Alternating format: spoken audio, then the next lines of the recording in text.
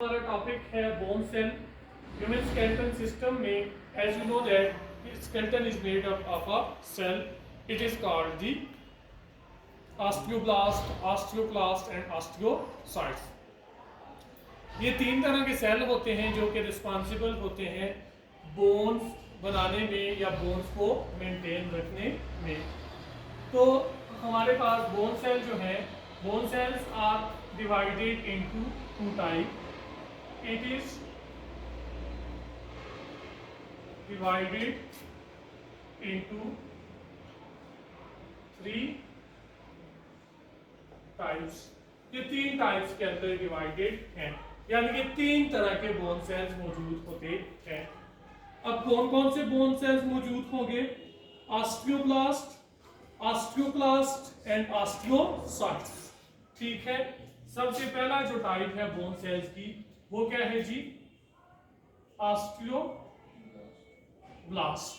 जो बेटा दूसरी टाइप है वो है जी ऑस्टियोसाइट्स।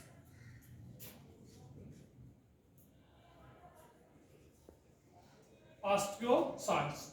और जो तीसरी टाइप है बेटा वो है जी ऑस्टियोक्लास्ट।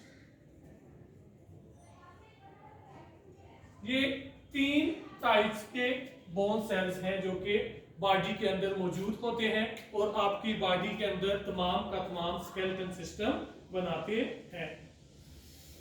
अब ये जो बोन सेल है ये क्या फंक्शन परफॉर्म करते हैं? Bone cell is responsible for the growth and mineralisation of bones. किसके लिए रिस्पॉन्सिबल है?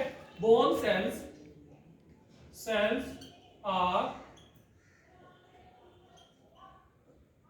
responsible for the growth and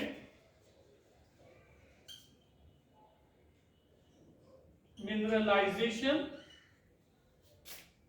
of bones। आपकी बॉडी के अंदर जो बोन्स होती हैं उनको ये क्या करेंगे जी? मिनरलाइज करेंगे। मिनरलाइज का मतलब बेटा क्या होता है? They are responsible for the deposition of minerals.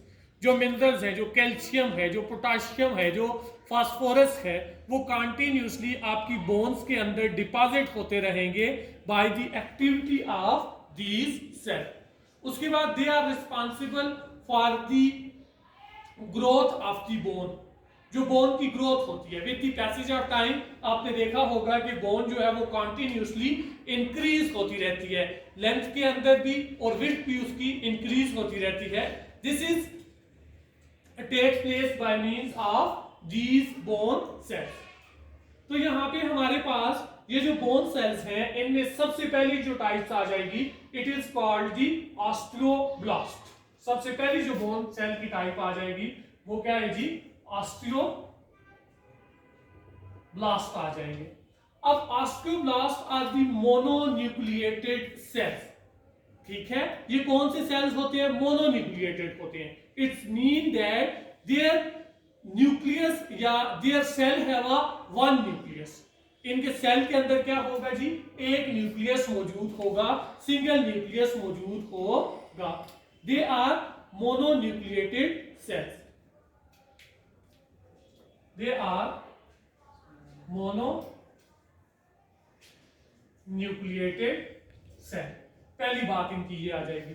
दूसरी इनकी बात ये है कि दे आर इमेच्योर सेल। ये कौन से सेल्स होते हैं जी? ये इमेच्योर सेल्स होते हैं। They are immature cells of the bone. Bone के ये इमेच्योर सेल्स होते हैं। अब इनका काम क्या है? इनका फंक्शन क्या है? इनका काम और फंक्शन ये है, they are responsible for the growth of the bone.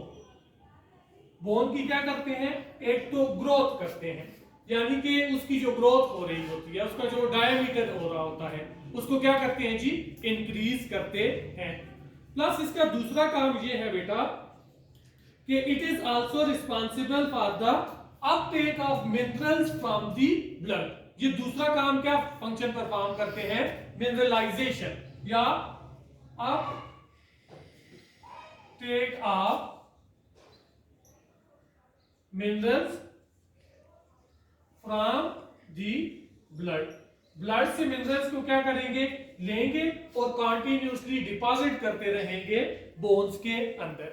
आपने देखा है जब बेबी पैदा होता है, जब बच्चा पैदा होता है, तो बच्चे की बोन जो होती है, वो बच्चे का जो स्केलेटन है वो सारे का सारा कार्टिलेज स्केलेटन होता है, कार्टिलेज से मिलकर बना हुआ होता है।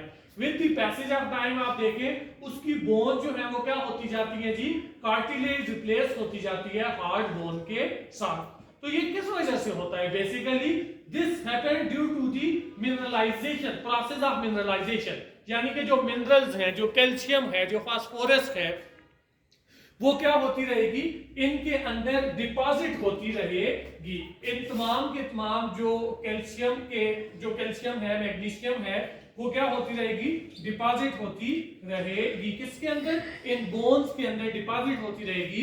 As a result the cartilage is converted into the bone, cartilage किसके अंदर कन्वर्ट हो जाएगी, बोन्स के अंदर कन्वर्ट हो जाएगी।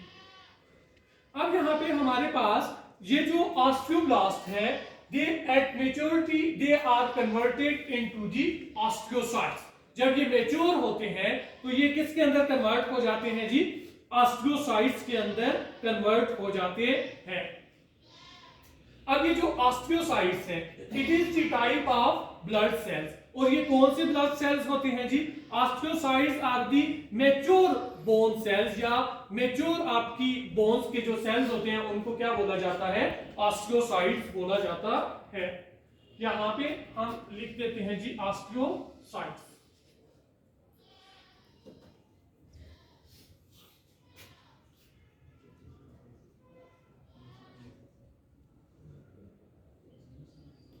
Osteocytes, osteocytes are mature bone sales.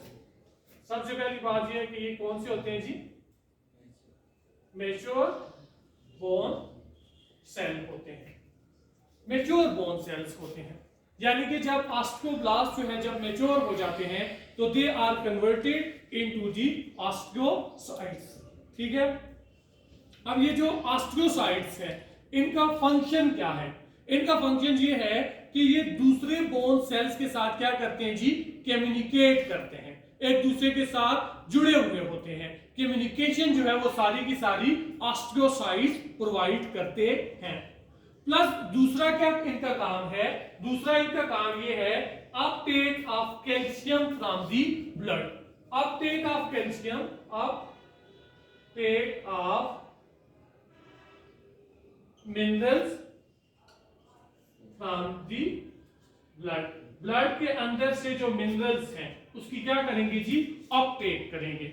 यानी कि जो हम कैल्शियम ले रहे होते हैं फूड की फॉर्म में, या हम पोटेशियम ले रहे होते हैं फूड की फॉर्म में, या हम प्रोटीन ले रहे होते हैं फूड की फॉर्म में, ये सारी की सारी चीजें क्या करेगा जी, अपटेक करेगा, यानी कि एब्जॉर्ब करेगा ब्लड से और उनको ऐड करेगा। किसके अंदर ऐड करेगा जी, बोन्स के अंदर ऐड करेगा। As a result bone become strong, bone क्या हो जाएगी जी, स्ट्रॉन्ग हो जाएंगी, मजबूत हो जाएगी।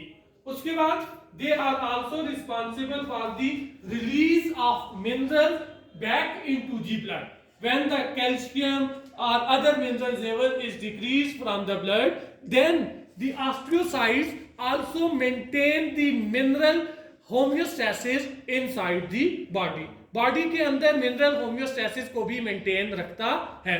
फॉर एग्जांपल अगर आपकी बॉडी के अंदर से ब्लड के अंदर से कैल्शियम लेवल डिक्रीज हो गया है, एक जो कांस्टेंट लेवल है उससे जब ये डिक्रीज हो गया है तो as a result they release mineral back into the blood. ठीक है, रिलीज मिनरल